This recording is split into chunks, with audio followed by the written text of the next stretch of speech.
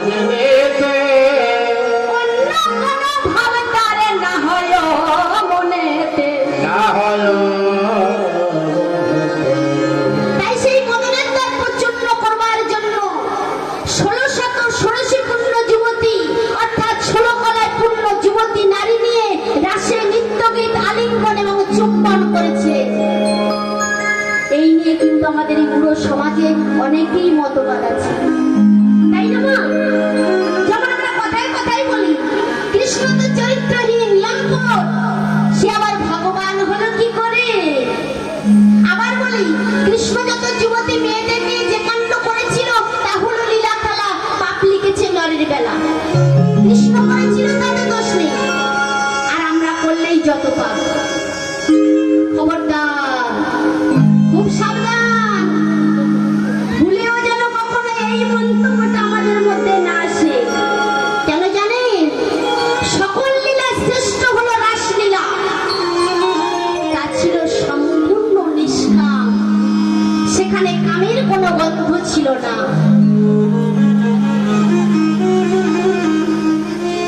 আর দুইটি কারণ হলো কি? এক যে মদনের দর্প চূর্ণ করবার জন্য, দুই হলো কি ব্রজ গোপীরা কার্তিক মাসে যে কাত্যায়নীর পূজা হয় না, ব্রজ গোপীরা প্রত্যেক দিন যমুনার কূলে যেয়ে পূজার নৈবেদ্য ফুল ফল মিষ্টান্ন নিয়ে যমুনার কূলে যেয়ে বসন তীরে খুলে রেখে উলঙ্গিনী হয়ে যমুনার জলে তারা ক্রিয়া করে। প্রত্যেক দিন তারা মা কাত্যায়নীর পূজা করে ঘরে ফিরত। এমনি ভাবে এলো মাসের শেষ দিন, সবাই আনন্দিত, ব্রত উদযাপনের দিন, উপবাস করে পূজার নৈবেদ্য বস্ত্র আদি যমুনার কূলে রেখে জলকেলি করছে। নিরোধকরণ স্বামী সুন্দর সেই নৈবেদ্যগুলো আর বস্ত্রগুলো নিয়ে কদম বৃক্ষে উঠে শাখায় শাখায় বস্ত্রগুলি ঝুলিয়েছে। বস্ত্রগুলি ঝুলিয়ে ব্রজ গোপীদেরকে ডেকে ডেকে বলছে, ও হে ব্রজ গোপীগণ, তোমরা নগ্ন অবস্থায় জলকেলি করছো, কিন্তু তোমাদের বস্ত্র কই? ব্রজ গোপীগণ তীর পরিলক্ষ্য করে দেখে পূজার নৈবেদ্য বস্ত্র কিছুই নাই। মনে মনে চিন্তা করছে, কি আমাদের বস্ত্র হরণ করলো? আমরা তো নিতই নিতই বস্ত্র নৈবেদ্য রেখে জলকেলি করি, কিন্তু এমন তো কোনোদিনও হয় নাই। এই বলে তারা কদম বৃক্ষ পরিলক্ষ্য করে দেখে শ্রী গোবিন্দ বসে আছে, আর শাখায় শাখায় বস্ত্রগুলি ঝুলিয়েছে। লজ্জায় গোপীগণ কেহ বা অঙ্গ জলে ডুবায়ে, কেহ বা বক্ষস্থলে হাত রেখে, কেহ বা জনিতারে হাত রেখে লজ্জা নিবারণ করছে। ভগবান শ্রী গোবিন্দকে ডেকে ডেকে বলছে, হে শ্যামী সুন্দর, হে জনার্দন, বস্ত্র দিয়ে আমাদের লজ্জা নিবারণ করো। গোবিন্দ বললেন, হে গোপীগণ, তোমরা জল থেকে উঠে এসো, যার যার বস্ত্র চিনে নিয়ে যাও। কিন্তু গোবিন্দ কোনো মতেই বস্ত্র দিচ্ছেন না। কেন বলুন তো মা? কেন বস্ত্র দিচ্ছেন না? ভগবান বললেন, আমি শুধু ভালোবাসার কাঙ্গাল। কেউ যদি আমাকে ভালোবেসে এক ফোঁটা জল দিয়ে আমায় ডাকতে পারে, এক হস্ত দিয়ে নয়, দুটি হস্ত দিয়ে যদি আমাকে ডাকতে পারে, তাই গৌর হরি বল বলে আমি যে তারও হয়ে যাই। ব্রজ গোপীগণ যখন যেই না দুটি হস্ত তুলে ভগবানকে বললেন, হে জনার্দন, হে করুণাময়, বস্ত্র দিয়ে আমাদের লজ্জা নিবারণ করো।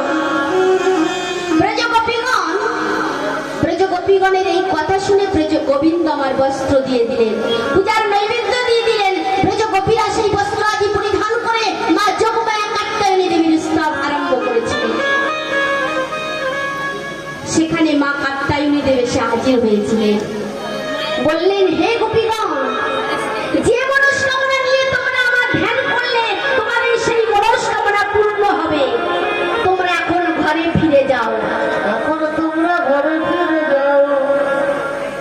তাই গোবিন্দ আমার যেই না এই শারদীয়া চন্দ্র শোভা দর্শন করি করছে কি, হেরা তো রাতি ওই চাঁদা ভাতি হেরা তো রাতি,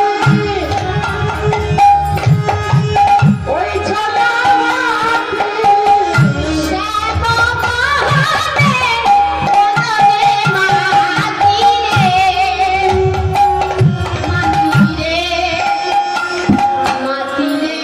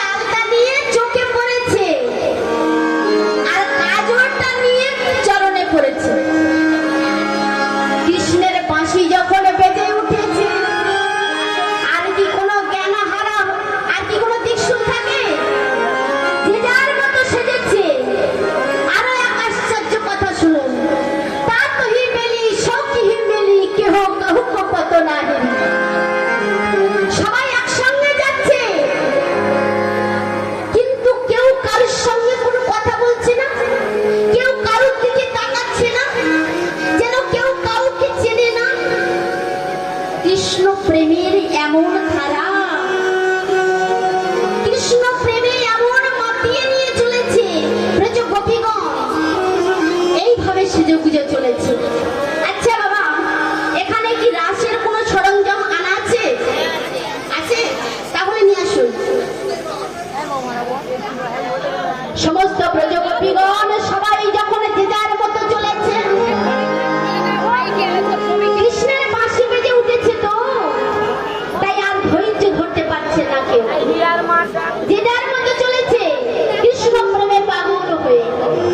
আর শ্রীমতী রাধারানী আমার একা একা সাজছে, আজ সখীরা কেউ সাজাচ্ছে না, কৃষ্ণের বাঁশি বেজে উঠেছে, শ্রীমতী রাধারানী আমার নিজের মতো নিজ করে সাজছে। কেমন করে? বগলায় সাজে বাঁশি বাজে না পড়িল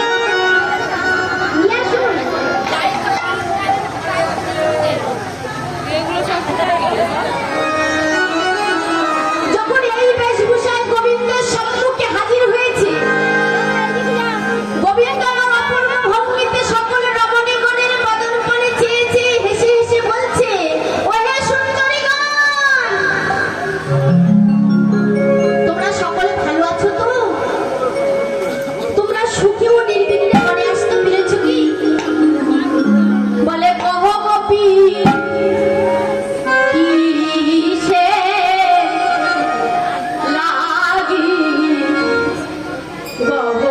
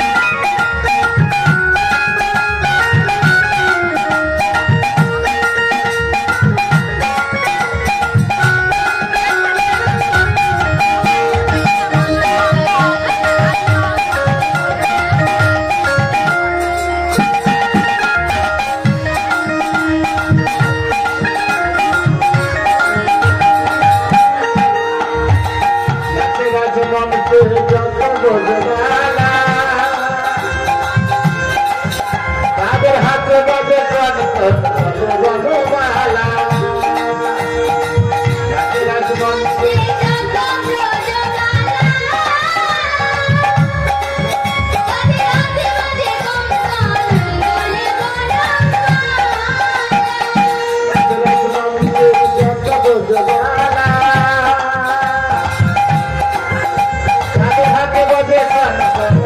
বনমালা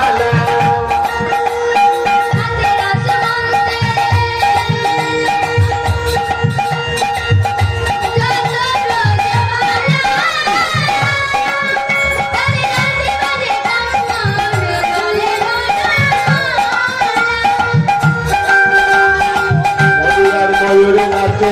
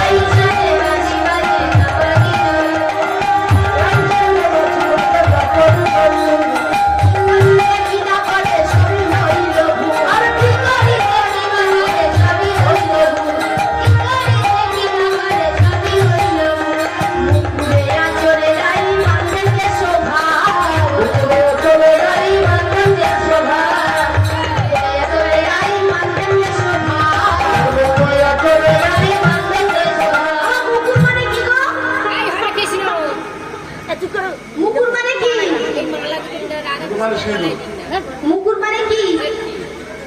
আর মুখ দেখি কিসি? কিসে মুখ দেখি? আয়না। আয়না? তাহলে মুকুর মানে মনে হয় আয়নাই হবে। মুকুর মানে আয়না, আয়না দিয়ে চুলটা আঁচড়াচ্ছে। মুকুরে আঁচড়ে রাই কান্ধে কে শোভা, মুকুরে আঁচড়ে রাই কান্ধে কে শোভা, মুকুরে আঁচড়ে রাই কান্ধে কে শোভা, মুকুরে আঁচড়ে রাই কান্ধে কে শোভা।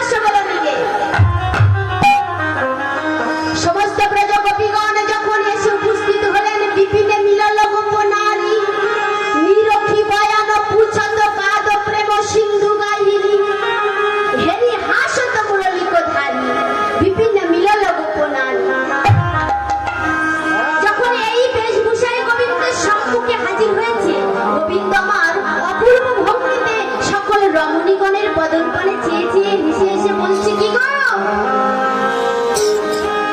তোমরা সকলে ভালো আছো তো? তোমরা সুখে ও নির্বিঘ্নে বনে আসতে পেরেছো কি? কি জন্য এসেছো এত রাত্রে? এই বনে আসার কারণ কি? ব্রজপুরে কোনো অমঙ্গল ঘটেনি তো? এ কি, আমি এত কথা বলছি কিন্তু তোমরা কোনো উত্তর না দিয়ে অমন কুটির নয়নে আমার দিকে চেয়ে আছো কেন? মুখে কিছু না বললে আমি বেশ বুঝতে পারছি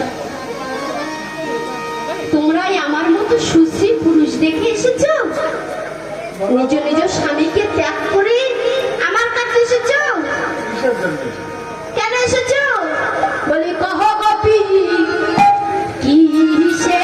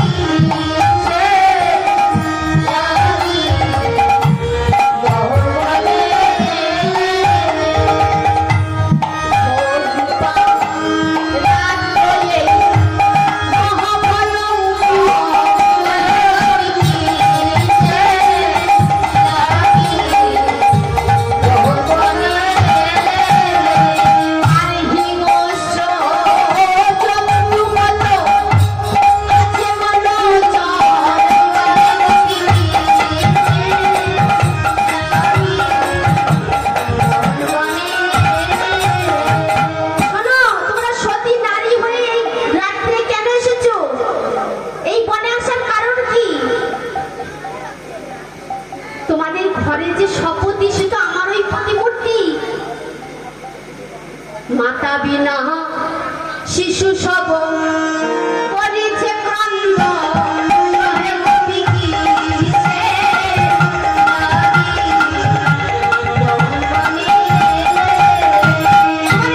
শিশু ফেলে রেখে এসেছো। তারা যে মাকে না পেয়ে কান্নাকান্নি করছে, আর তোমাদের ঘরে যে আত্মীয় স্বজন এসেছে তোমাদের চারিদিকে খোঁজাখুঁজি করছে। যখন এমনি কথা বললেন,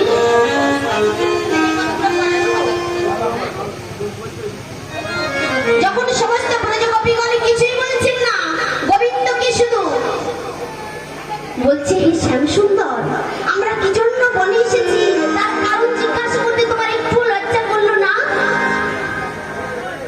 কেন এসেছি, কি জন্য এসেছি তার কারণ জিজ্ঞাসা করতে তোমার একটু লজ্জা করলো না? ওরে পারো ধার্মি রয়ে ভালোবাসে কাহারে, ওরে পারো ধার্মি রয়ে ভালোবাসে কাহারে, ওরের মুখে ধরব কথা শুনে পাই ওই মাসি ওরে কারণা।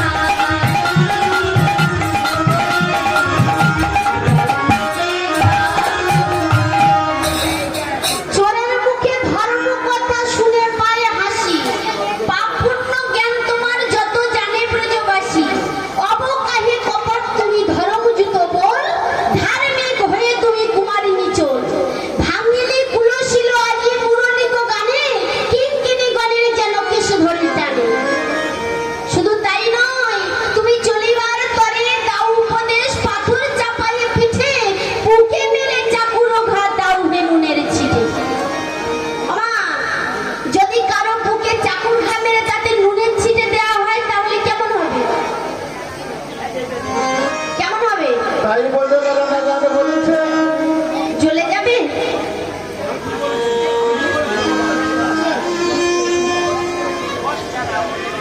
যখন এমনি করে ব্রজগোপীগণ সবাই একসঙ্গে এমনি কথা বলছে, আর সমস্ত ব্রজগোপীদের মাঝে গোবিন্দই আমার নৃত্য করছে, ও গোপীর করুণা শুনি রসিক নাগরমণি, গোপীর করুণা শুনি রসিক নাগরমণি।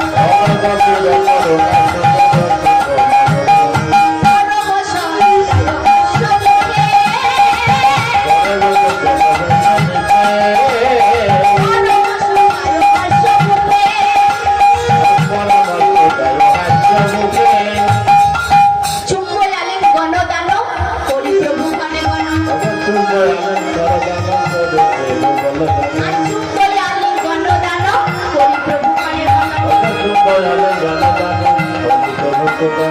খুশিলা পরমানন্দ সুখে খুশিলা পরমানন্দ সুখে আর চুপ করে আলিঙ্গন দান করিল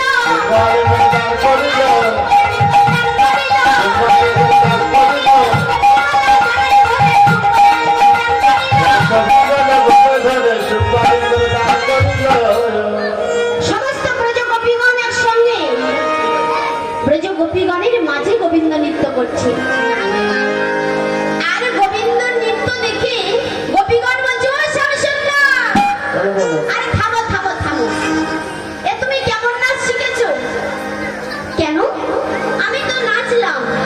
নাচলে তো বটে, কিন্তু এমন নাচ ওই রাখালেরাই নাচে বটে। কিন্তু জেনে রেখো, এটা তো আর রাখাল সভা নয়। এখানে নাচতে গেলে একটু ভদ্রভাবে নাচতে হয়। কেমন? শোনো, আমরা যেমন তাল বলবো, আমাদের তালে তোমাকে নাচতে হবে। গোবিন্দ বলছে ঠিক আছে, আমি নাচবো, কিন্তু তোমাদের রাধারানীকে যে আগে নৃত্য করতে হবে। গোবিন্দ আবার রাধারানীকে নৃত্য করানোর জন্য বলছে কি, বলে ওহে চাঁদ বদনী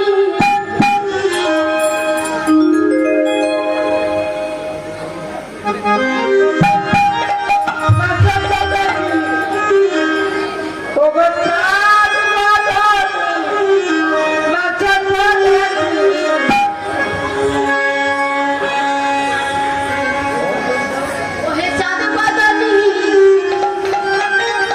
নাচো তো দেখি তা তা দিয়া দিয়া দিয়া না দিয়া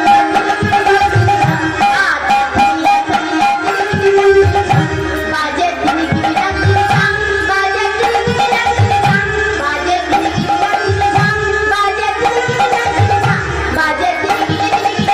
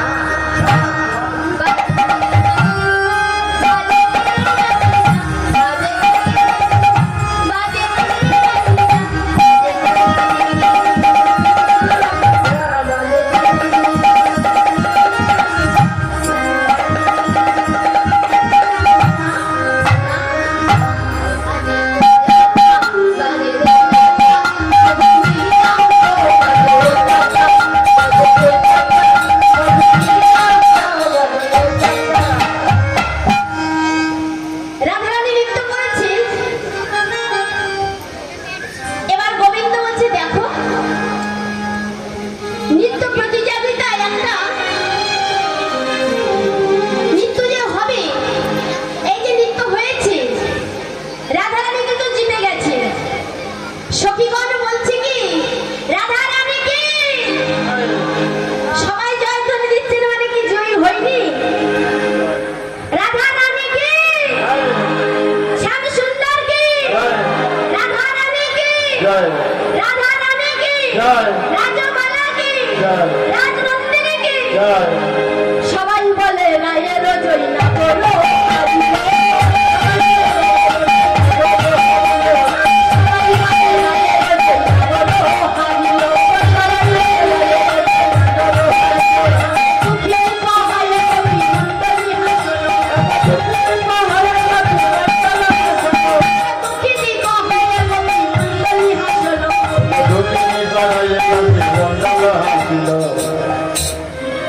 আজ যে নৃত্য প্রতিযোগিতায় একটা শর্ত থাকবে।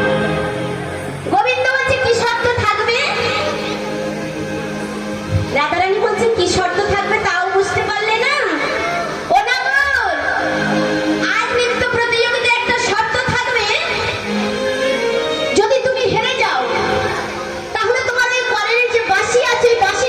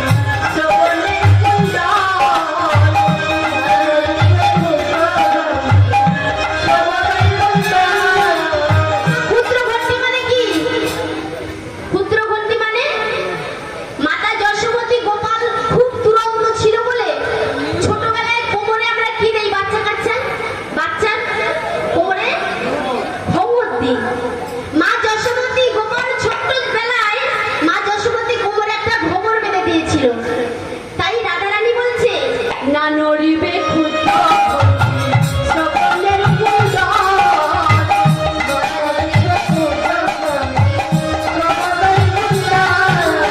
আর না নড়িবে না শালমতি নয়নের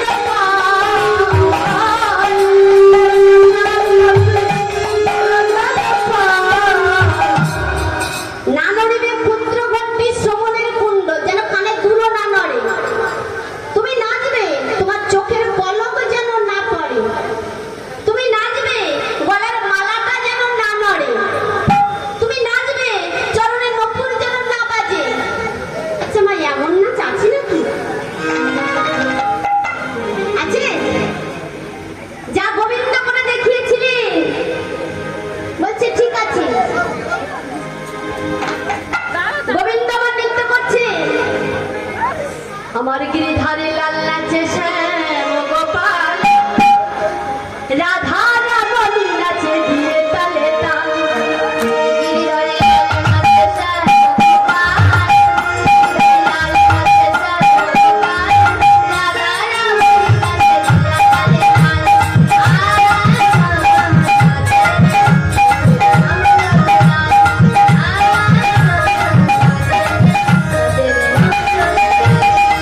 গিরিধারী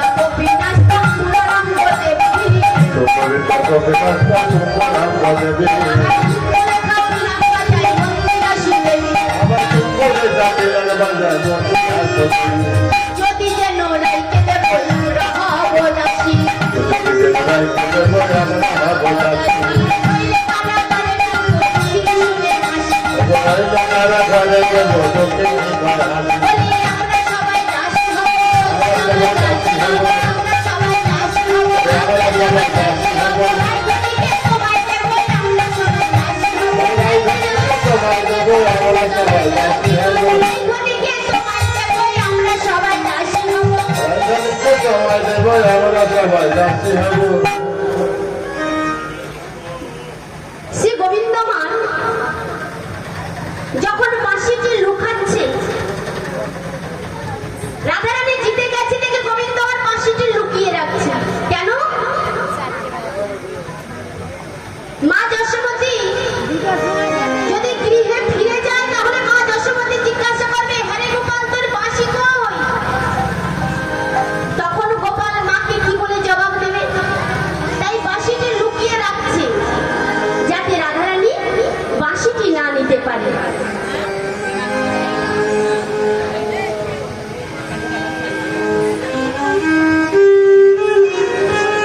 ও কৃষ্ণ এলো বৃন্দাবনে,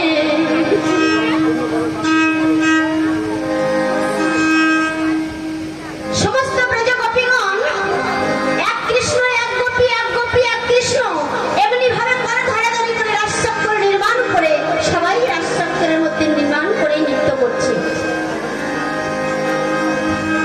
যখন সবাই নৃত্য করছে, ও কৃষ্ণ এলো বৃন্দাবনে, কৃষ্ণ এলো বৃন্দাবনে,